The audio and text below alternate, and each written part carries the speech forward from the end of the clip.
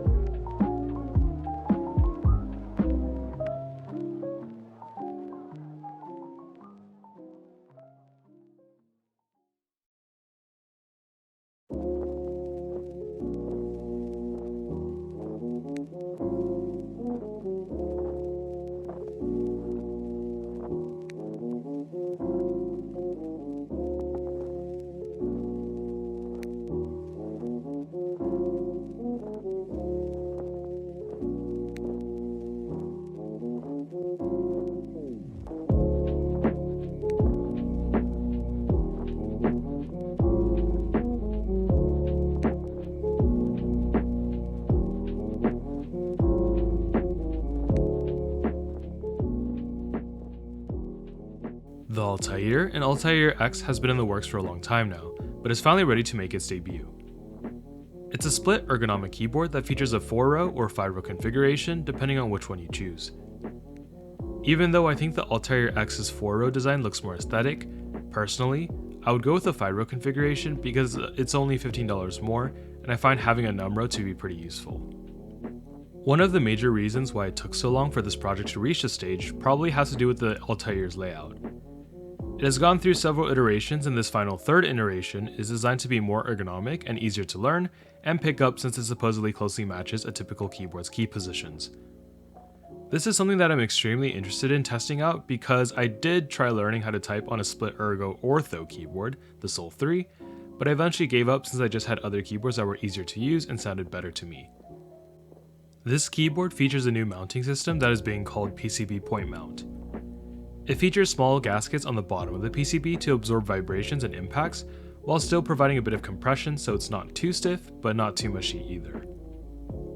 I can't guarantee that you're going to like this new mounting style, but there are some videos and stream VODs out there for this keyboard, so I'd take a look to see what some content creators think about it.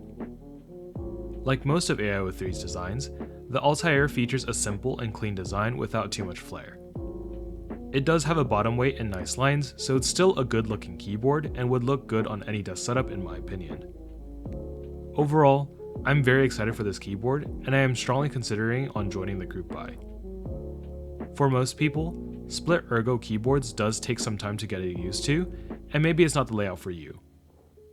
I'd highly recommend that you try one first if possible before you decide on whether you want one or not. However, if you are in the search for a split ergo keyboard or just have the disposable income to buy one without trying, then I think that the Altair is a great keyboard to look into. The Crush 65 is a simple and relatively affordable 65% keyboard that features a big block copper weight. There is an aluminum weight option available, as well as a stainless steel PVD or machine mark version, but I feel like the copper one is the most unique and sits at the best price point at $149. For just $14 more than the aluminum version, you get a nicer looking weight that also weighs more.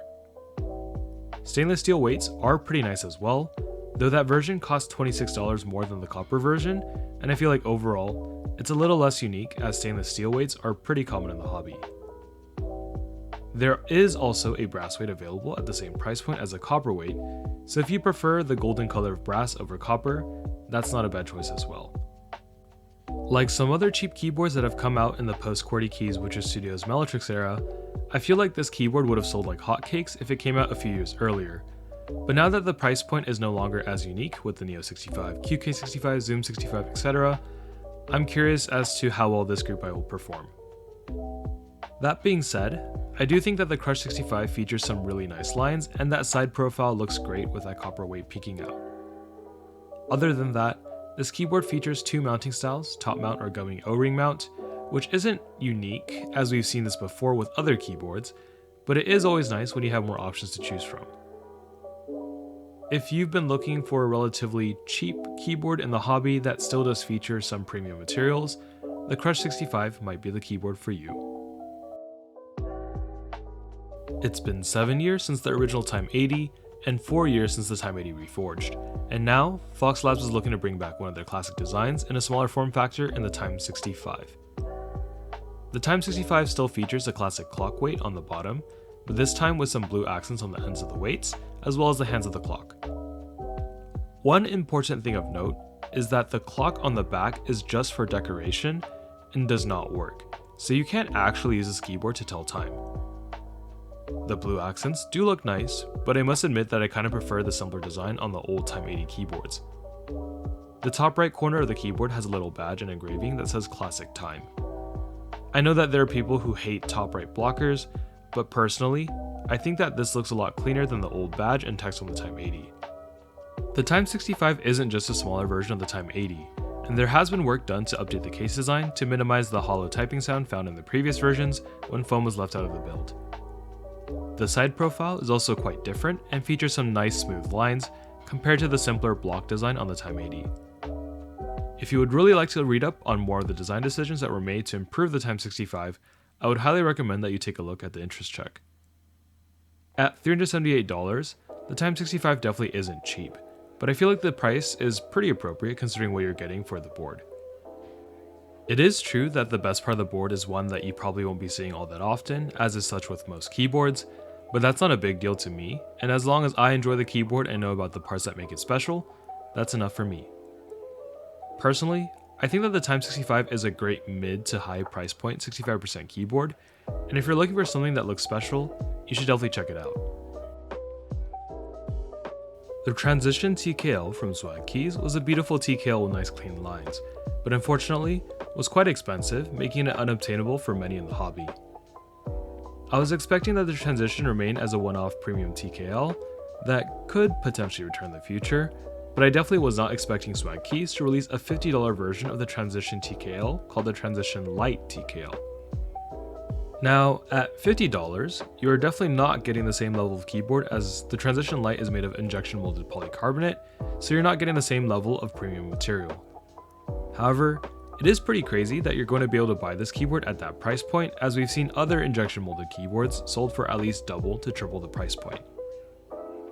Because of the material differences, the keyboard will not sound the same, but I've heard some of the type tests from content creators that got their hands on this keyboard such as Maker Chun, and I'm quite impressed. I can't think of another custom keyboard in the hobby that really compares at this price point other than maybe the Mono Case Standard, which does cost $113 for the bare bones version, but if you just add a bit more money, you can get the fully built version for $140 on the Mono Case website or $129.99 on MyKeyboard, which is a pretty great deal in my opinion. The Mono Case Standard does feature a more standard block case, so maybe to you, it might not be as exciting, but I think that it's really a matter of personal preference.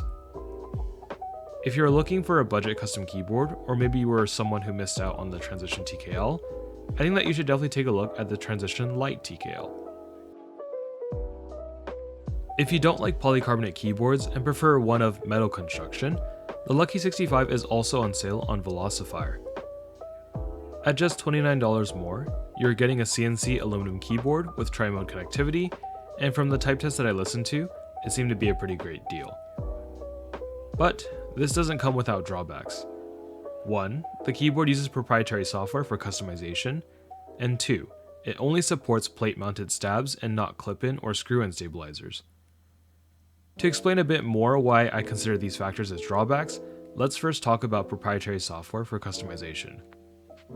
People in the hobby usually hate proprietary software because it's less customizable and forces you to download an app in order to mess around with your keyboard configs. For some people, it's not a big deal since maybe they just build the keyboard and start using it without ever needing to customize key mappings or lightings, but for other people, this can be quite annoying, especially if you have several keyboards that all require their own software, since it can be a hassle to manage. On plate-mounted stabs, there has been some innovation on that front, and they are better than before, but I think that the vast majority of folks in the hobby still prefer screw-in and clip-in stabilizers. That being said, I do see that TX did release a plate-mounted version of their popular TX stabs, so maybe those are also pretty decent as the clip-in stabs are great. They've been my go-to option for building keyboards ever since I started using them, so hopefully these are good as well, but I would definitely take a look at some reviews to be sure. In Keyboard's video, he did also point out that another negative about plate-mounted stabs is that it doesn't allow you to build the Lucky 65 in a plateless configuration.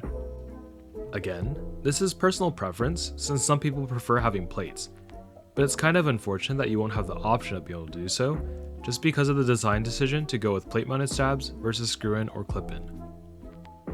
Ultimately, at $79, the Lucky 65 is still a great value keyboard, and it looks pretty nice as well with that 4-leaf clover on the bottom. There are some drawbacks to the keyboard, but it's up to you to decide whether they are deal breakers. I would love to see that some of these points get resolved in a round 2 version of the keyboard, though additional rounds are not always guaranteed. If you've been looking for a budget keyboard, the Lucky 65 is one you should definitely consider.